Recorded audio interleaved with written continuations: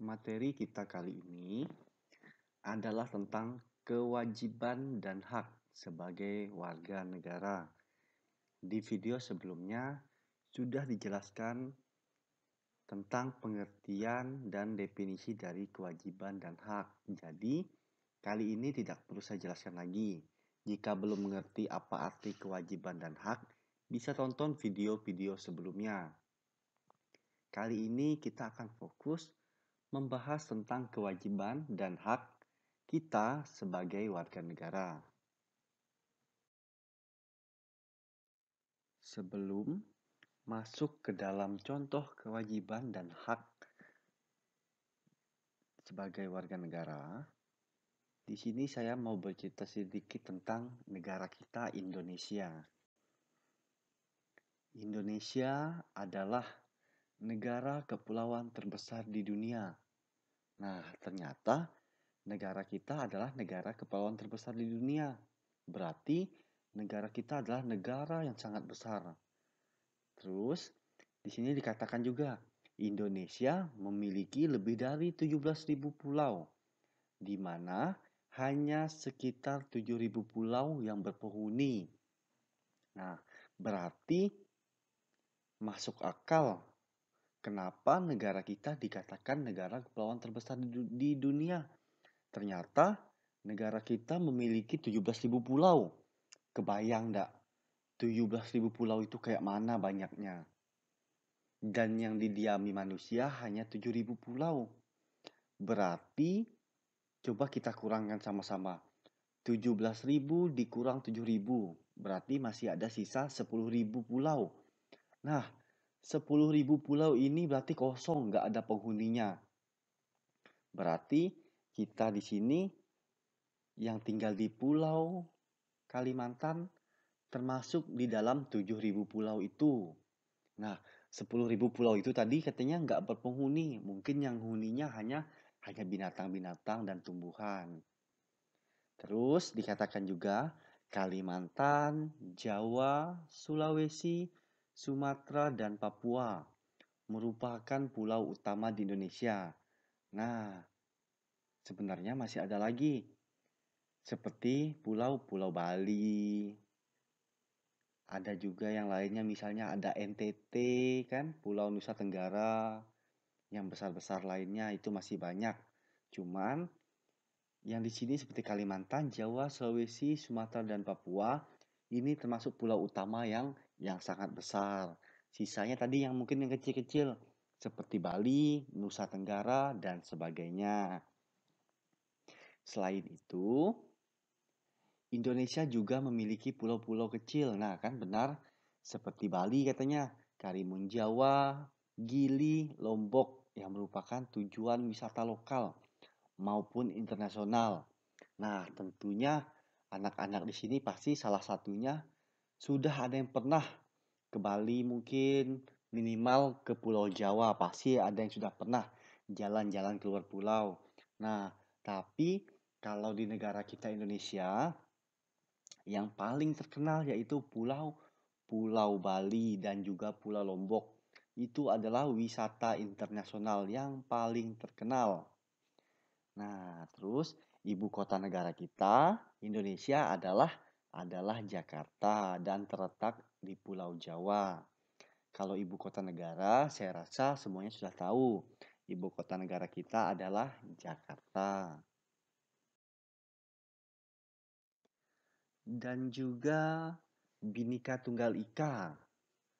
Nah, Bhinneka Tunggal Ika ini adalah tulisan yang terletak di lambang negara kita Pancasila. Itu ada tulisan di bawahnya yang bermakna beragam-ragam atau beraneka ragam tetapi tetap satu.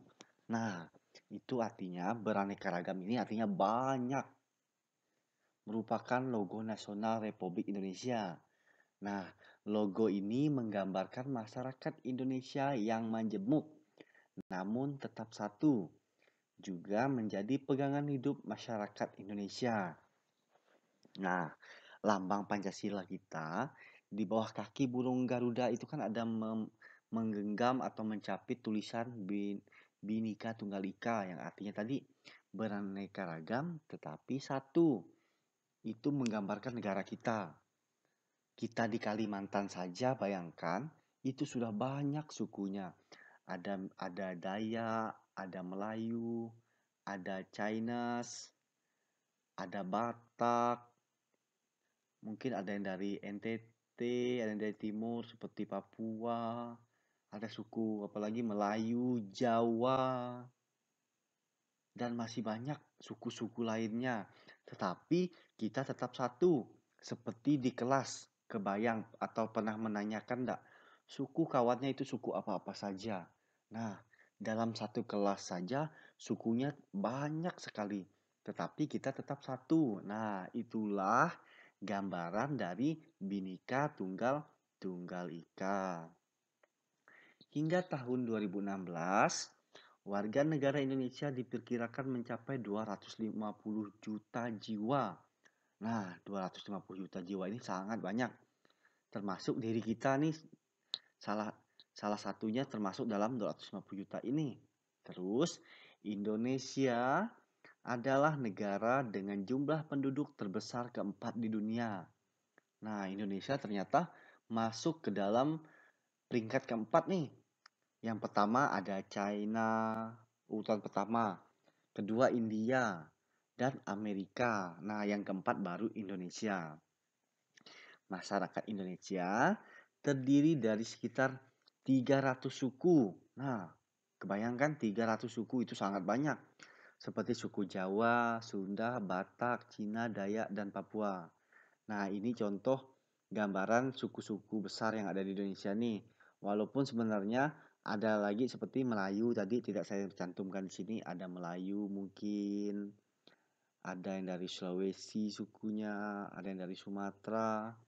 Nah, setiap suku memiliki dialek tersendiri. Dialek ini kurang lebih seperti ciri khas, seperti misalnya bahasanya, logatnya, kehidupan sehari-harinya tentu berbeda.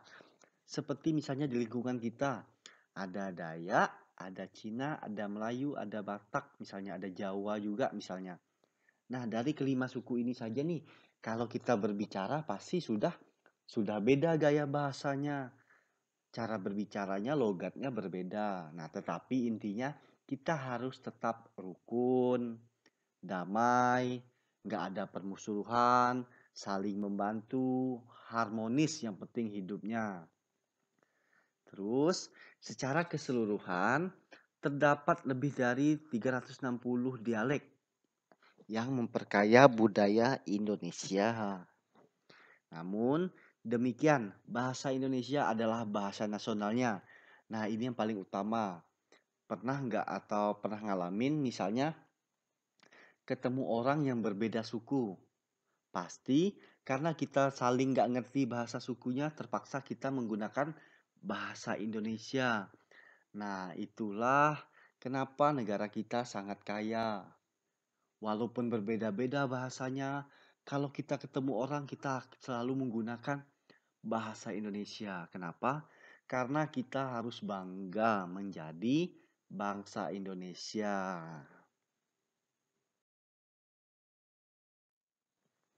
Selain itu, negara kita Indonesia juga memiliki kemajemukan dalam kehidupan beragama. Nah, sebagian besar penduduk Indonesia memeluk agama, ada agama Islam, ada agama Katolik, ada agama Kristen, ada agama Hindu, ada agama Buddha, dan Konghucu. Nah, ini 6 agama besar yang ada di Indonesia. Dan juga keenam agama ini sudah diakui. Dan hanya keenam agama ini yang diakui. Walaupun ini di sini dikatakan sebagian kecil masyarakat Indonesia juga masih memeluk agama tradisional. Seperti misalnya kejawen. Ini ditemui di Pulau Jawa dan keharingan di Kalimantan Tengah. Nah, dari keenam agama tadi, 6 agama besar tadi, di sekitar kita juga masih banyak yang memegang teguh atau memegang erat agama tradisional. Agama tradisional ini adalah agama turun-temurun yang berasal dari kebudayaan lokal. Seperti tadi kejawen tadi dan keharingan. Keharingan ini karena kebetulan dekat dengan kita di Kalimantan Tengah. Kita kan Kalimantan Barat. Nah, di Kalimantan Tengah itu ada agama namanya Keharingan. Nah, sebenarnya Keharingan ini itu adalah bagian dari budaya asli yang ada di Kalimantan. Mungkin masih banyak lagi agama-agama lainnya yang belum kita ketahui atau belum pernah kita dengar di Indonesia. Setelah tadi kita mengetahui tentang negara kita, sekarang mungkin kita mulai masuk ke dalam kewajiban dan hak kita nih sebagai warga negara. Nah, sebagai warga negara, kita juga memiliki kewajiban untuk saling menghormati setiap agama di Indonesia. Selain itu, kita juga harus menghormati hak warga negara dalam bidang lain, misalnya bidang kesehatan, ketertiban, dan sosial, dengan sikap saling menghormati bangsa kita dan hidup rukun. Hidup juga menjadi aman dan tertib. Nah, tentunya sebagai warga negara Indonesia, terutama tadi, kita memiliki kurang lebih 17.000 pulau, sukunya banyak sekali, macam-macam bahasanya banyak, agamanya banyak juga, ada 6 agama utama, terus belum agama-agama tradisional lainnya. Berarti kita memiliki kewajiban dan hak. Nah, yang paling penting kewajiban kita itu sebagai warga negara yang penuh dengan kemajemukan. Yang pertama kita harus saling menghormati satu sama lain. Kita nggak boleh pandang atau membeda-bedakan antara misalnya kita nggak boleh membedakan antara kalau beda agama kita nggak mau berteman. Nah itu nggak boleh. Jadi karena kita agamanya banyak, sukunya banyak, kita harus saling menghormati. Kita harus hidup rukun, hidup harmonis, saling mengerti. Nah, itu yang paling penting. Berikut contoh kewajiban dan hak kita sebagai warga negara. Di sini saya hanya mencantumkan sedikit, walaupun sebenarnya sangat banyak. Nah, contoh kewajiban di sini, kewajiban mentaati hukum dan pemerintahan. Nah, ini sudah pasti. Namanya hukum yaitu pasti harus kita taati. Dan yang kedua, kewajiban membela negara. Nah, karena negara kita yang sangat besar tadi, jika ada apa-apa kita wajib membela negara kita. Membela negara kita di sini bukan berarti juga kita harus ikut perang. Kalau ada perang antar negara kita harus ikut, tidak juga. Membela negara ini bisa dalam banyak hal, bisa mempunyai banyak arti. Misalnya membela negara ini dalam hal misalnya kita ikut lomba misalnya mewakili negara kita melawan negara lain. Nah, itu juga termasuk sudah membela negara. Ataupun misalnya ikut lomba seperti olahraga, kan banyak tuh olahraga-olahraga seperti bulu tangkis misalnya yang sangat terkenal. Membela negara juga bisa lewat olahraga, lewat pendidikan. Nah, itu juga termasuk membela negara. Dan yang ketiga ada kewajiban dalam upaya pertahanan negara. Nah, yang ketiga ini juga belum karena dia katanya pertahanan negara, belum tentu juga artinya perang. Pertahanan negara ini juga bisa berarti kita saling menjaga kerukunan antar umat beragama, menjaga kerukunan antar suku. Nah, itu juga sebagai pertahanan negara nih. Kalau misalnya antar agama saja kelahi, nanti agamanya pasti negara kita nggak bisa dipertahankan. Mungkin negaranya akan pecah. Nah, jadi sebagai negara Indonesia dengan kemajemukan yang sangat banyak dalam hal agama, suku, ras, atau budaya, kita wajib hidup harmonis, saling tolong-menolong, nggak boleh membedakan, nggak boleh ngolok yang penting, nggak boleh membuli kawan. Nah, agar negara kita tetap utuh, agar negara kita tetap bertahan. Selanjutnya hak. Nah, tentunya kalau ada kewajiban, tentunya ada hak juga. Hak kita sebagai warga negara. Yang pertama di sini tentunya kita mempunyai hak atas pekerjaan dan kehidupan yang layak. Nah, tentunya kita mempunyai hak nih. Kita mau kehidupan yang layak itu sangat penting. Dan yang kedua, hak berpendapat. Nah, hak berpendapat ini artinya kita boleh memberikan aspirasi kita terhadap pemerintah. Nah, itu contohnya. Dan yang ketiga, hak kemerdekaan memeluk agama. Nah, kita di negara Indonesia itu mempunyai kemerdekaan memeluk agama. Artinya apa? Artinya kita bebas. Bebas dalam arti bebas memilih mau masuk agama yang mana. Terutama keenam agama besar tadi yang diakui negara kita. Nah, jadi bebas. Mau masuk agama Islam bisa, mau masuk agama Katolik, mau masuk agama Protestan, mau masuk agama Konghucu, Buddha, dan Hindu bebas. Jadi semuanya bebas mau meluk agama apa. Yang penting keenam agama itu tadi. Dan yang keempat, hak untuk mengembangkan dan memajukan kebudayaan nasional Indonesia. Nah, karena kita punya banyak suku tadi, masing-masing kita punya suku dan budaya yang berbeda. Jadi kita punya hak nih untuk memajukan dan mengembangkan budaya kita. Misalnya kalau di Kalimantan Barat biasanya ada Imlek. Nanti kalau pas Imlek itu biasanya seperti di Singkawang, itu misalnya kan ada Cap Gomeh.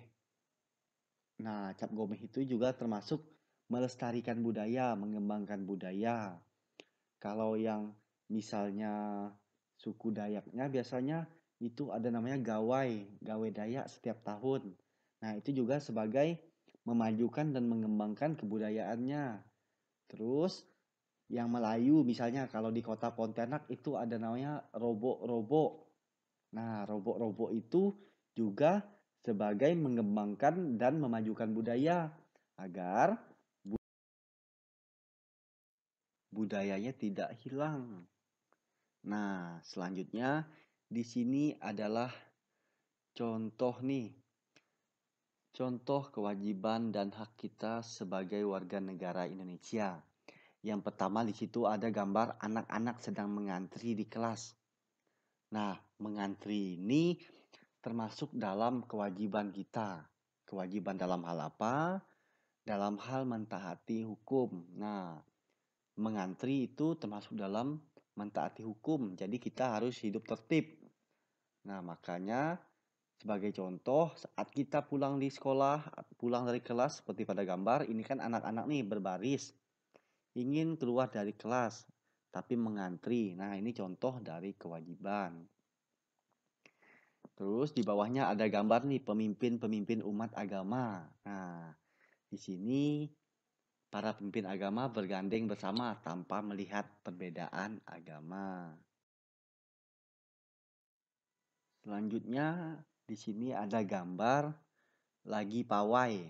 Nah, pawainya ini menggunakan berbagai macam, berbagai jenis pakaian adat yang ada di negara kita.